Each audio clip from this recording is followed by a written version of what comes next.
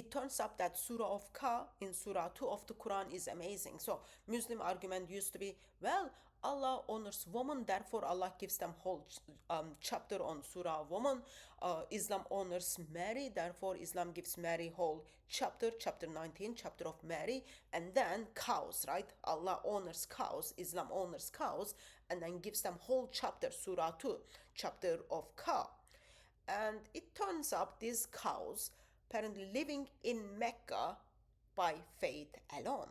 The way it works is, oh Allah, we believe in you, please send us some grass. Because Mecca wasn't exactly famous for their endless green pastures, but Quran seems to give us a surprising advertisement for cattle, milk, beef, whatever other things you get it from cow.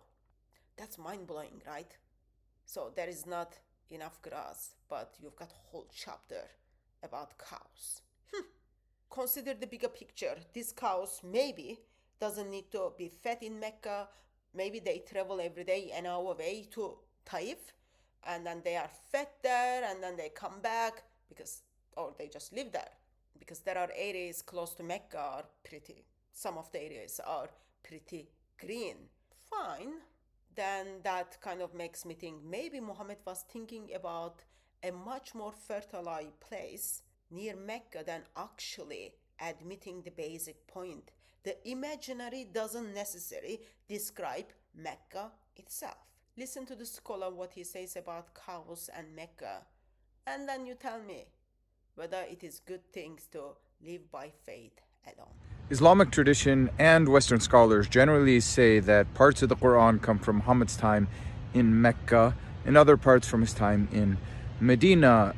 But as for those Meccan passages, do they actually reflect what we know of the city and its environment in the 7th century, the time when Muhammad lived? One problem is cows. In a number of places, Meccan surahs of the Quran speak of cows as a sign of God. God sends down rain, which produces grass and allows cows to graze. There's all kinds of good things about cows. You can drink their milk, you can use their hides, you can use them for meat.